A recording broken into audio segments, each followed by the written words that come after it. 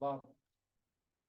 I guess, Eric, just described the last play. Was it basically just put the ball in T Mark's hands and let him go? Yeah, I mean, we spaced the floor out. TB did, luckily we were able to get organized because we were out of timeouts. And we were able to set up a little bit of a press break.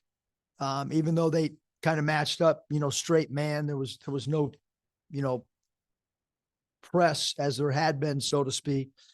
And I thought that, we got the ball in the hands of who we needed to tonight because T Mark was playing with such great confidence.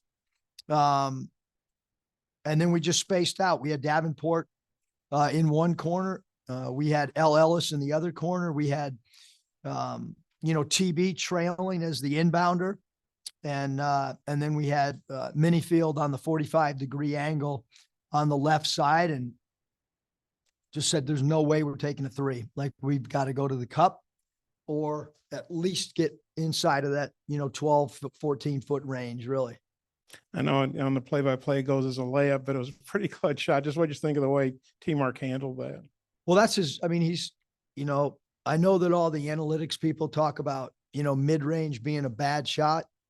It's been a really good shot for us at Arkansas. Jimmy Witt, Ricky Council, T Mark. Like, it's a great shot for him, not a good shot. I mean, he's a lethal pull-up jump shooter, 12 to 17 foot. And look, he had 35 points on 15 field goals attempted. And our guys did a great job of finding him, even this 2 threes. I know they were off spot up assists. And, we did a pretty good job on the glass, not great, but decent enough to win the game. And look, we led for 38 minutes. That's a drastic improvement from where we've been in our first 3 games to lead for basically the entire game. Give Texas A&M a ton of credit. They came back, had a great second half. They've had a lot of come from behind wins. It was an incredible shot by a great player in Wade Taylor. And they're super well coached. And they've been a hard matchup for us since I've been here. Do you feel like they just didn't want to foul T Mark on that last play? And that's why I don't, I don't ever, comment. I wasn't in, part of their, I know that we wanted to try to get the ball to the rim.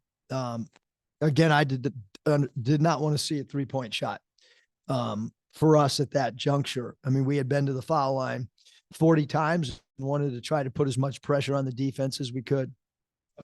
Coach, did you know coming in that this might be a game that suited T Mark, or when did you know that he was going to have a night like he had?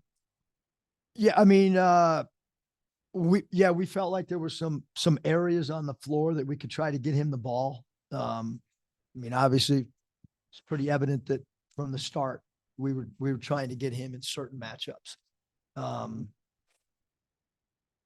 So yeah, and then I thought we did. They have 2 star players in my opinion. It's Radford, we couldn't have done a better job. And Taylor, I mean, what an incredible performance all the way across the board for him. But he did take 32 shots, which is, he can get his own shot at will because he's such a special player. And L hasn't played a whole lot lately, but you put him in the starting lineup tonight and he played pretty well. Just what made you put him in the lineup, and what did you think of his performance tonight? Just kind of, we've kind of been a moving target, you know what I mean? Like on who starts and I felt like he's a veteran and we're playing a veteran team. I mean, it seems like a couple of those guys been there since I first got here, I don't know if they have or not, but a lot of 5th-year guys, a lot of guys that have played there for 3-4 years, a lot of guys that have played in this building and felt from an experience standpoint, that was why we started the group. I thought Chandler had a lot of experience, been very level-headed the way that he follows the game plan, and we knew that they were going to soft trap. the pick and roll. And we felt it was important that we had a guy that was a willing passer and a non-turnover player in the short roll spot. And we had 5 assists and 4 of them from Chandler and 1 of them from Kai in his 3 minutes. So obviously going into the game, our 5 men being ball distributors and kick out players and hitting the dump off, man, was something that we worked on a tremendous amount of time in a short prep.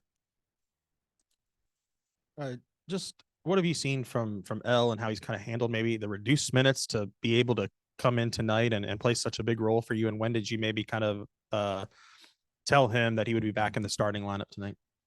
Well, whenever we practiced the other day, to be honest with you, he jumped out there with the first unit. I was putting in a play, didn't call out 5 guys, and he jumped out there. I was already going to start him, but then when he did that, it kind of showed the whole staff, like, he wanted to be in that first group. I didn't call out a first 5 on purpose. I wanted to see who the first 5 that were eager to get out there, as we were adding something. And, look, we need him to play well. And, he went 3 for 11. But the key was his rebounding. That's a career high. He played a lot of minutes last year. I mean, you look at those minutes every night, and for him to rebound the ball like he did, phenomenal. And our bench has to rebound. I mean, flat out. This plus minus thing is important to me and to our staff. And we got to get better in the plus minus area from an individual standpoint. Some of our guys, that's got to happen for us. Tremont took, I think, 22 of the 40 free throw attempts, but L got to the line 8 times, TB 8 times. I mean, how impressed were you with just the relentlessness of attacking the basket, getting to the free throw line? I mean, they're super aggressive defensively. I mean, they are relentless defensive attackers of the ball, and you've got to be strong with the ball and you can't settle. That was, 2 things that we tried to do, and we did a good job. And, you can't settle against Texas A&M. Coach, you talked about the eagerness of the starters that you put out there, but 12 minutes in, you're up 20 points. I'm curious just what's going through your mind when you're up 20 on those guys. Where has this been? No, I mean, look, we led the whole game. Again, give them credit. They led for 6 seconds, but for us, forget, Texas A&M, we needed to lead from start to finish in a game.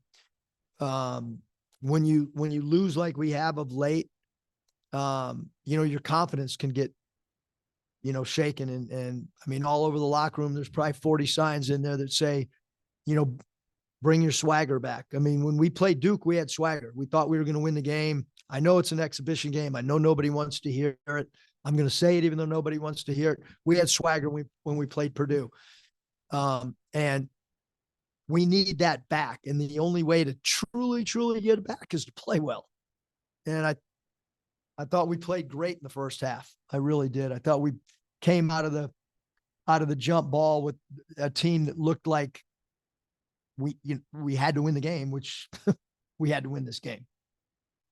To kind of expand on that, just what do you feel like changed from last game to now to make them come out that way? And then how do you sustain that? Well, one, we had a good crowd. I think when you play at home, Florida had a great crowd. And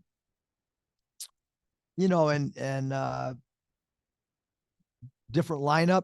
I thought that, Joseph and Layden played really well last game. And I think that, kind of put everybody on alert, so to speak, that, you got to play super, super hard. You got to follow the game plan.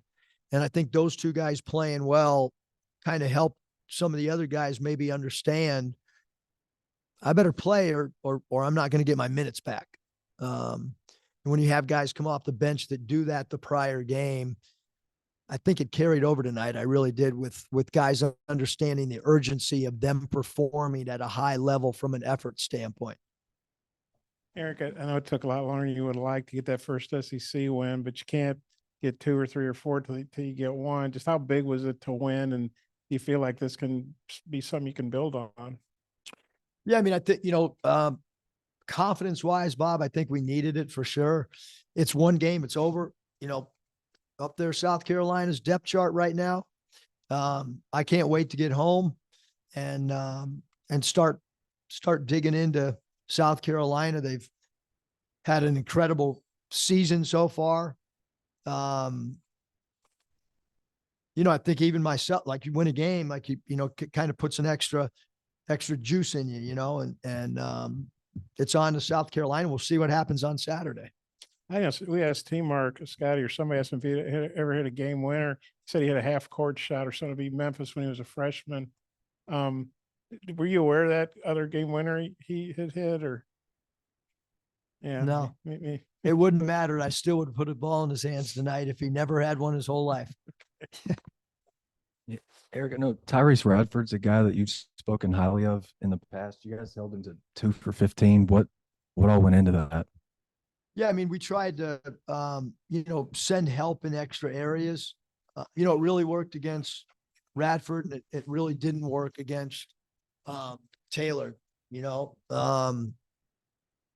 They're both great players. Like you guys have all heard me talk. Look, Buzz Williams, a great coach, not a good one, a great coach. They're super well coached. They're super hard to prepare for. And both those guys are I love watching those guys play when we're not playing. Those are two of my favorite players to watch.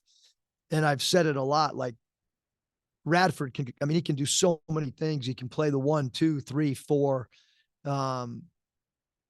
We just, I thought we did a good job of Biggs being in the right help position and trying to get him to certain spots on the floor. Yeah. Eric, I don't think Battle played. Was that the coach's decision? Was he healthy? And yeah, it was coach's decision. I mean, it was, tonight was, shrinking the rotation and who knows whose night it'll be Saturday, or I guess day. Who knows whose day it'll be Saturday? I have no idea. None of you guys know. And that locker room probably didn't know. Somebody's got to get hot for us tonight. It was T-Mark. Devo's defense was where we wanted it. L did a great job on the defensive backboards. Chandler did a great job moving the ball. TB was in proper spots from a defensive standpoint. Everybody's got to be ready. Obviously, the way we sub right now, you never know. Yep. Thanks.